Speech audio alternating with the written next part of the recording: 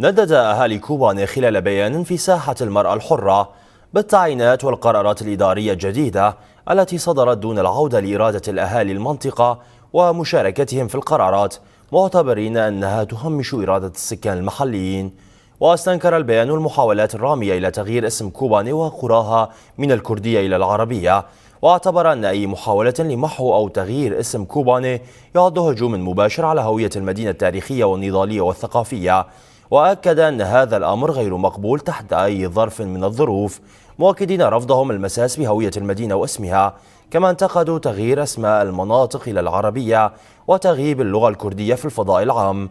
ومنها كتابة اسم ناحية الشلبية باللغة العربية فقط من دون إدراجها باللغة الكردية إلى جانبها. كما أكد الأهالي رفضهم القاطع لاستمرار احتجاز المئات من أبناء المنطقة حتى هذه اللحظة، على الرغم من مرور أشهر على الاتفاق دون أي خطوات جدية للإفراج عنهم أو توضيح مصيرهم.